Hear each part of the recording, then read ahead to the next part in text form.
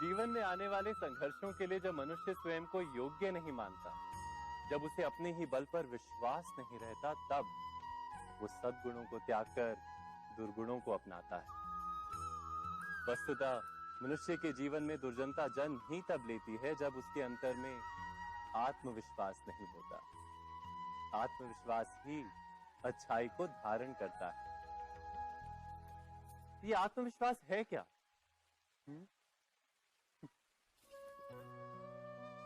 जब मनुष्य ये मानता है कि जीवन का संघर्ष उसे दुर्बल बनाता है, तो उसे अपने ऊपर विश्वास नहीं रहता। वो संघर्ष के पार जाने के बदले संघर्ष से छूटने के उपाय ढूंढने लगता है। किंतु जब वो ये समझता है कि ये संघर्ष उसे अधिक शक्तिशाली बनाते हैं, ठीक जैसे व्यायाम करने से देह की शक्ति बढ़ती, तो प्रत्येक संघर्ष के साथ उसका उत्साह बढ़ता है।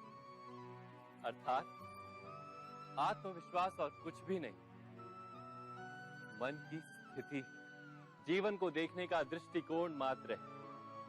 और जीवन का दृष्टिकोण तो मनुष्य के अपने वश में होता है। स्वयं विचार कीजिए।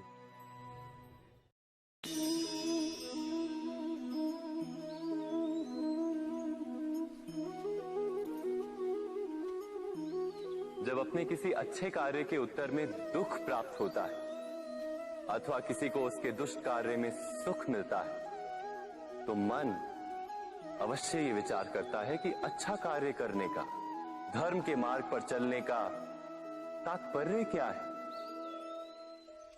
पर दुष्ट आत्मा को क्या प्राप्त होता है ये भी देखिए।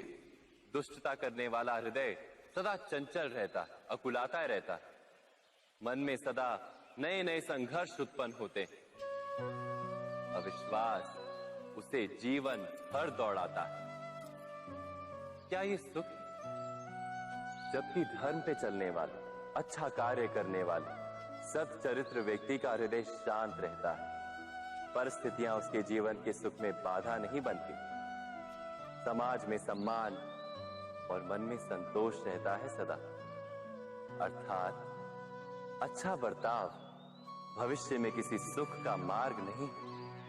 अच्छा बर्ताव स्वयं सुख, अथवा बुरा बर्ताव भविष्य में किसी दुख का मार्ग नहीं। अधर्म उसी क्षण दुख उत्पन्न करता है। धर्म से सुख नहीं, धर्म स्वयं सुख।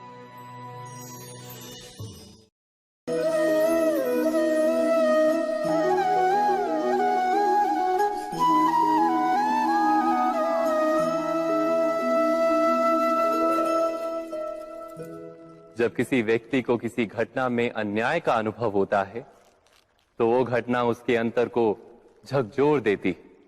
समस्त जगत उसे अपना शत्रु प्रतीत होता है।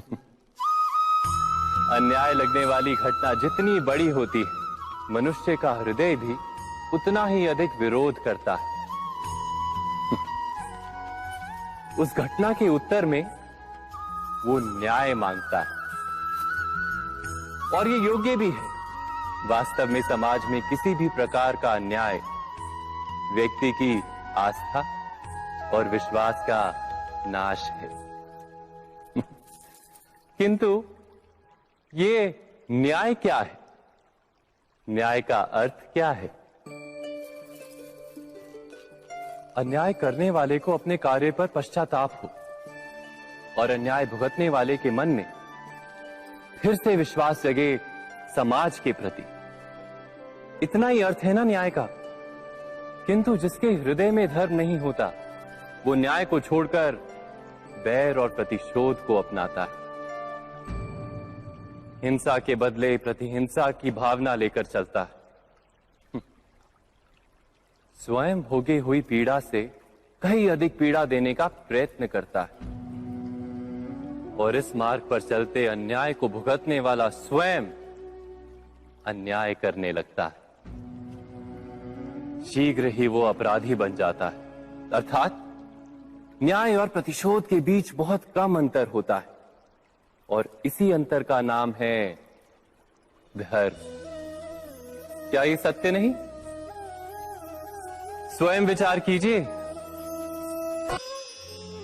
व्यक्ति को जब उसके अपराध का दंड मिलता है तब कभी कभी उस न्याय को देखकर मन कचोटता है। प्रश्न उठता है हृदय में कि जब वो अपराध हुआ था तब व्यक्ति भिन्न था। उसके पश्चात उसने इतने पश्चाताप किए, स्वयं में इतना परिवर्तन किया, फिर उसे दंड क्यों मिले? पर जहां आघात होता है वहां प्रत्याघात भी होता है। जैसा कर्म वैसा फल। यदि किसी को प्रेम दोगे तो सुख प्राप्त होगा, यदि किसी की हत्या करोगे तो मृत्यु दंड मिलेगा। जैसा कार्य वैसा ही न्याय। तो फिर प्रायश्चित और पश्चाताप का कोई मूल्य नहीं है? अवश्य है मूल्य। प्रायश्चित और पश्चाताप मनुष्य की आत्मा को बलवान करता है। आने वाले दंड को स्वीकार करने के लिए मनुष्य को तैयार करता है। अर्थात बिना प्रायश्चित के दंड स्वीकार करने का कोई मूल्य है? स्वयं विचार कीजिए। मनुष्य के हृदय में भय का साम्राज्य रहता है सदा। कभी संपत्ति के नाश का भय, कभी अपमान का भय, कभी अपनों से छूट जाने का भय। इसीलिए भय का होना सबको स्वाभाविक ही लगता है। क्या कभी विचार किया है, जो स्थिति अथवा वस्तु भय को जन्म देती है, क्या वहीं से वास्तव में दुख आता है? नहीं, ऐसा तो कोई नियम नहीं। और सबका अनुभव तो यह बताता है कि भय धारण करने से भविष्य के दुख का निवारण नहीं होता। भय केवल आने वाले दुख की कल्पना मात्र ही है। वास्तविकता से इसका कोई संबंध नहीं है। तो क्या ये जानते हुए भी कि भय कुछ और नहीं, केवल कल्पना मात्र ही है, इससे मुक्त होकर निर्भय बन पाना क्या बहुत कठिन है? अवश्य विचार कीजिएगा।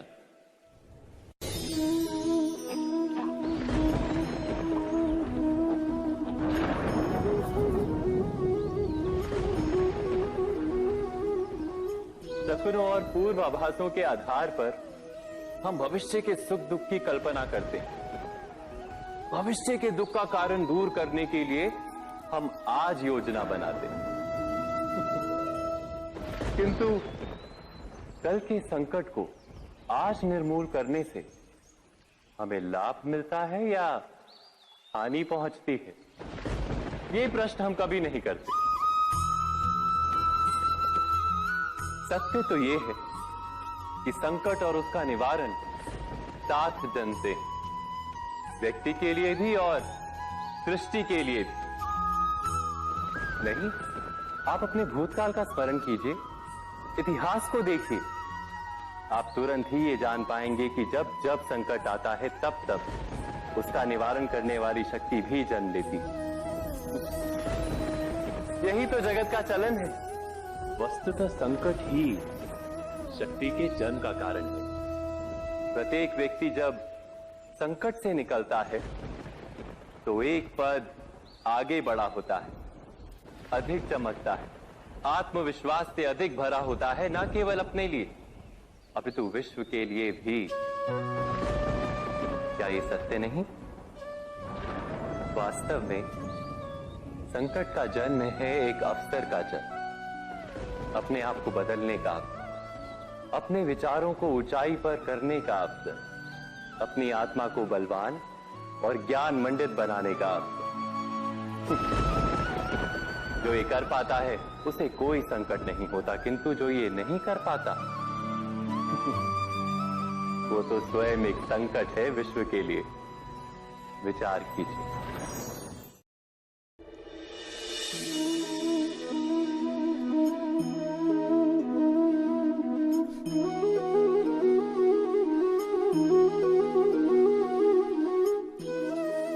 जीवन का हर क्षण निर्णय का क्षण होता है। प्रत्येक पद पर दूसरे पद के विषय में कोई निर्णय करना ही पड़ता है, और निर्णय अपना प्रभाव छोड़ जाता है। आज किए गए निर्णय भविष्य में सुख अथवा दुख निर्मित करते हैं, ना केवल अपने लिए, अपने परिवार के लिए भी, आने वाली पीढ़ियों के लिए भी। जब कोई दुविधा सामने आती है तो मन व्याकुल हो जाता है, अनिश्चय से भर जाता है। निर्णय का वो क्षण युद्ध बन जाता है और मन बन जाता है युद्ध भूमि।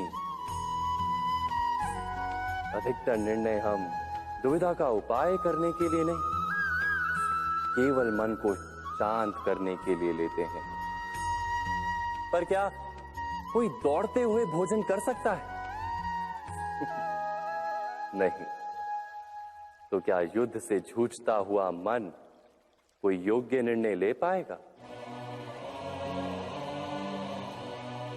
वास्तव में शांत मन से जब कोई निर्णय करता है तो अपने लिए सुखद भविष्य बनाता है।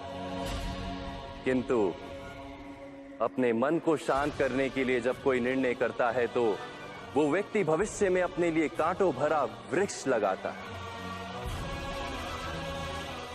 स्वयं विचार कीजिएगा।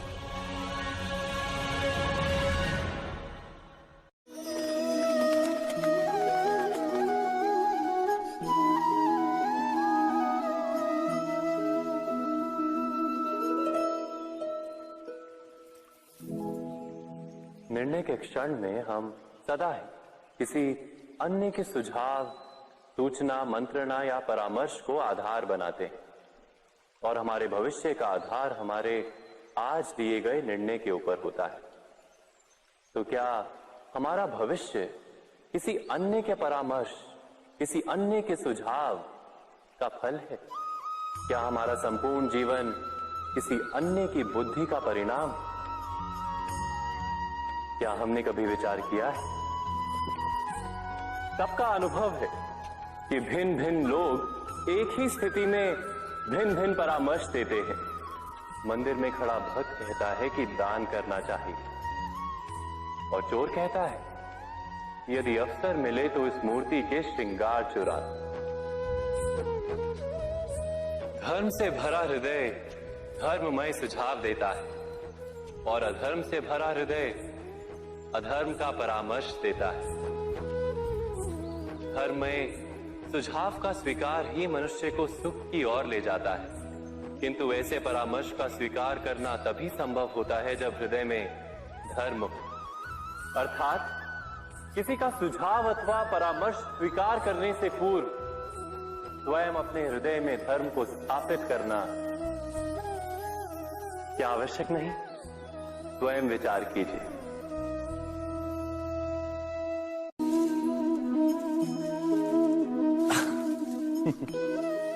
मनुष्य के सारे संबंधों का आधार है अपेक्षा। पति कैसा हो जो मेरा जीवन सुख और सुविधा से भर दे? पत्नी कैसी हो जो सदैव मेरे प्रति समर्पित रहे? संतान कैसी हो जो मेरी सेवा करे, मेरा आदेश माने?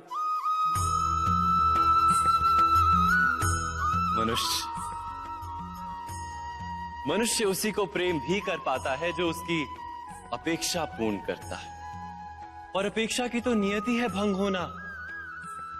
कैसे? क्योंकि अपेक्षा मनुष्य के मस्तिष्क में जन्म लेती है। कोई अन्य व्यक्ति उसकी अपेक्षाओं के बारे में जान ही नहीं पाता। पूर्ण करने की प्रामाणिक इच्छा हो तब भी कोई मनुष्य किसी की अपेक्षाओं को पूर्ण नहीं कर पाता, और वहां से जन्म लेता है संघर्ष। सारे संबंध संघर्ष में परिवर्तित हो जाते।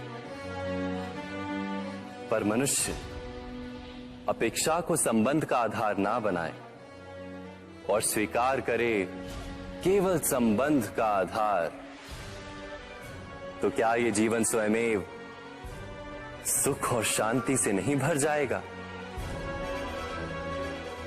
स्वयं विचार कीजिएगा।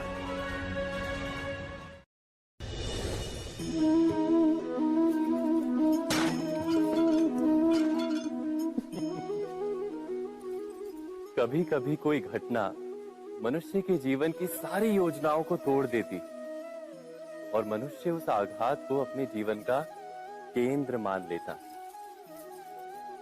पर क्या भविष्य मनुष्य की योजनाओं के आधार पर निर्मित होते हैं? नहीं। जिस प्रकार किसी ऊंचे पर्वत पर सर्वप्रथम चढ़ने वाला उस पर्वत की तलाई में बैठकर जो योजना बनाता है, क्या वही योजना उसे उस पर्वत की चोटी तक पहुंचाती है? नहीं। वास्तव में वो जैसे जैसे ऊपर चढ़ता है वैसे वैसे उसे नई नई चुनौतियां, नई नई विडंबनाएं, नए नए अवरोध मिलते हैं। प्रत्येक पद पर वो अपने अगले पद का निर्णय करता है। प्रत्येक पद पर उसे अपनी योजनाओं को बदलना पड़ता है। कहीं पुरानी योजना उसे खाई में ना ढकेल दे। वो पर्वत को अपने योग्य नहीं बना पाता, केवल स्वयं को पर्वत के योग्य बना सकता है। क्या जीवन के साथ भी ऐसा ही नहीं?